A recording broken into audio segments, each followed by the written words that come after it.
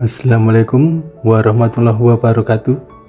Selamat datang di channel radiobodol.com, channel yang berbagi air mata, baik suka maupun duka, baik sedih ataupun bahagia.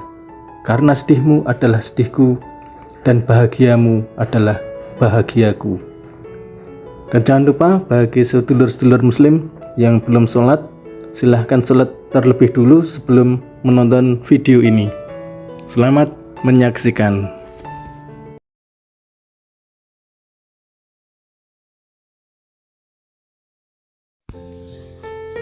Seorang anak kecil sekira umur 10-an tahun terlihat kecewa saat sebuah televisi yang sedang menayangkan film kartun kesenangannya dimatikan oleh pemilik toko. Toko sudah mau tutup, besok lagi ya, ucap pemilik toko dengan ramah. Bocah kecil itu mengangguk. Ia paham, ia hanya sekedar menumpang nonton. Ia pun harus tahu diri. Bocah degil itu menggaruk-garuk kepalanya sembari berlalu dari sana. Setiap beberapa langkah, ia menoleh kembali ke arah toko. Berharap pemilik toko memanggilnya untuk segera menyelesaikan menonton acara film itu hingga selesai. Tapi saat ia melihat gerbang toko telah benar-benar tutup, bocah itu pun berlalu dengan cepat. Ini hasil penjualan hari ini, Mak. Bocah itu memberikan beberapa uang 10-an ribu bercampur dengan uang kerincing pada mamaknya. Mamaknya menerima dengan senyum bahagia. Terima kasih ya Jun, kamu sudah bantu mamak jualan kerupuk. Nih buat kamu tabung ya. Moga-moga apa yang kamu cita-citakan bisa kamu raih. Amin. Sang mama memberikan uang 5 ribuan, lalu membelai-belai rambut anaknya. Tapi saat melihat anaknya yang dekil dan berbau kecut, sang mama pun segera menyuruhnya mandi. Mandi sana Jun, sudah sore, nanti keburu dingin. Sana mandi, perintah mamanya. Setelah menyimpan uang pemberian mamanya, bocah itu pun langsung memenuhi perintah. Dari bilik kamar mandi segera terdengar suara jebar-jebur air. Setelah jualan kerupuk, kamu kemana Jun? Kok sore banget baru pulang? Tuh kok Andi lagi? Apa kamu tidak dimarahi tuh? Tiap hari numpang nonton di sana. Sedang kamu numpang nonton di rumah tetangga juga sering diusir kan kamu? Tanya sang mama sembari menanak nasi setelah melihat anaknya selesai mandi. Mendapat pertanyaan beruntun itu, Juna hanya tertunduk. Lalu jawabnya, "Enggak kok Mak, kok Handi orangnya baik. Juna nontonnya juga di luar kok. Juna tidak berani masuk ke dalam." Ya sudah, yang penting kamu segera pulang kalau toko tutup. Jangan lupa sholat. Kamu sudah seren belum? Ini sebentar lagi nasinya matang. Hari ini kita makan sama telur dadar. Juna pun tersenyum saat mamanya mengatakan telur dadar. Telur dadar adalah lauk istimewa baginya. Istimewa lagi kalau seandainya makannya sambil nonton televisi. Semenjak Bapak Juna meninggal beberapa tahun yang lalu, kehidupan Juna pun seakan seperti kapal yang kehilangan nahkoda. Sang bapak saat masih hidup, keluarga Juna yang meski tidak hidup dalam kemewahan, setidaknya tidak terlalu dipusingkan untuk soal makan sehari-hari. Sejak itulah sang mama langsung mengambil alih kemudi dengan bekerja secara serabutan. Terkadang menjadi buruh cuci setrika, terkadang saat ada tetangga butuh pijat, sang mama juga tidak segan datang. Sang mama juga pandai membuat kerupuk yang setiap hari Juna jual sepulang sekolah. Saat anak sebayanya main, Juna sudah harus berjalan kesana kemari menjajakan dagangannya. Hebatnya, bocah itu tak pernah mengeluh. Ia juga tak pernah merajuk pada mamaknya. Alhamdulillah, dari hasil bekerja serabutan, sang mama bisa menabung untuk keperluan sekolah anaknya. Uangnya kita tabung dulu ya Jun, buat sekolah kamu, buat kita makan sehari-hari.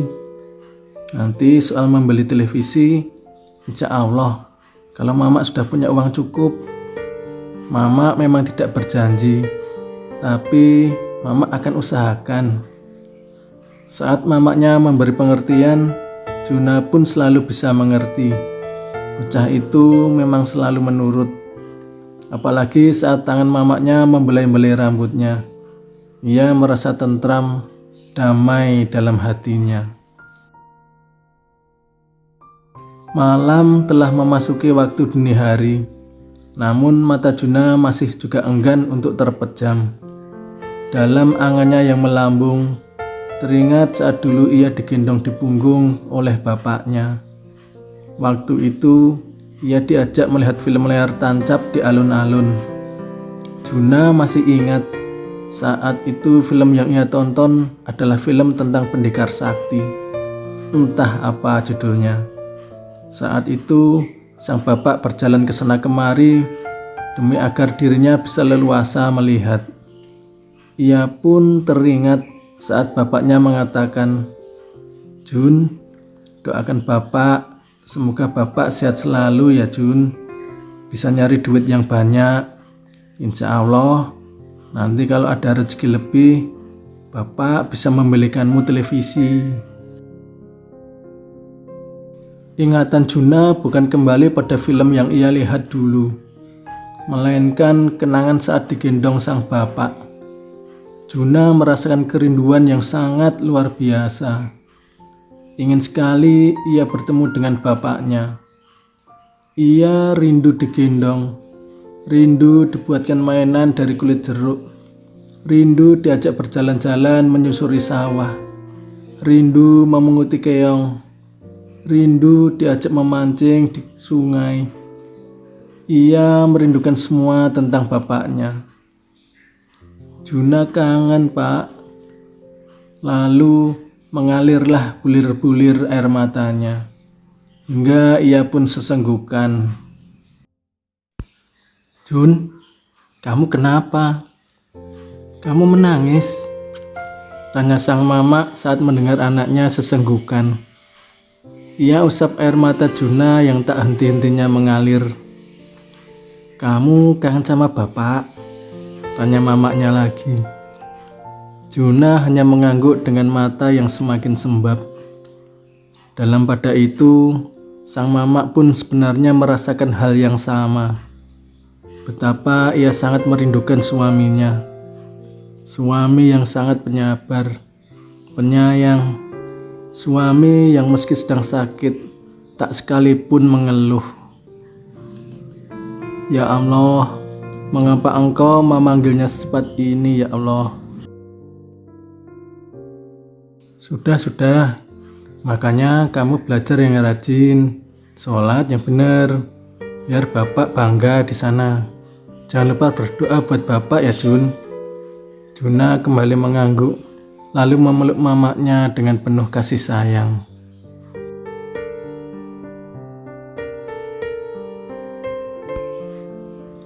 Siang itu, sang mama merasakan badannya menggigil, mungkin demam. Meski begitu, ia tetap berusaha untuk menyelesaikan pekerjaannya. Setumpuk pakaian sudah ia setrika dengan rapi. Namun, masih ada beberapa tumpuk lagi yang harus ia selesaikan. Mana Juna belum pulang lagi. Sedianya akan ia suruh anaknya untuk membeli obat di warung. Kalau tidak segera diobati, takutnya tambah parah. Kalau parah, ia takut besok malah tidak bisa bekerja. "Jun, habis makan, tolong mama belikan obat demam ya Jun. Itu di warung Mbak Menik, yang kayak biasanya. Nih uangnya," perintah sang mama saat Juna pulang dari sekolah. "Ya mak, nanti sekalian Juna keliling jualan kerupuk mak," jawab Juna sembari menambah nasi di piringnya. Namun mamanya menjelaskan bahwa ia butuh obat itu secepatnya. Soal jualan kerupuk nanti saja setelah Juna membeli obat. Berbekal uang 20-an ribu, Juna pun segera berangkat menuju warung Mbak Menik. Tidak terlalu jauh memang. Anak kelas 4 SD itu sudah terbiasa membeli jajan di sana. Sayangnya, warung yang Juna tuju siang itu sedang tutup. Maka ia harus berjalan lebih jauh lagi ke toko obat di seberang jalan. "Obat demam ya, Bu?" kata Juna saat pelayan toko menanyai apa yang Juna cari, sembari menunjuk sebuah merek yang terpampang di etalase. Ia sudah hafal kalau ibunya memintanya membeli obat demam, pasti obat itulah yang dimaksud. Uang 20-an ribu pun Juna sodorkan. Selebihnya, ia menerima kembalian beserta obatnya masuk ke dalam tas kresek.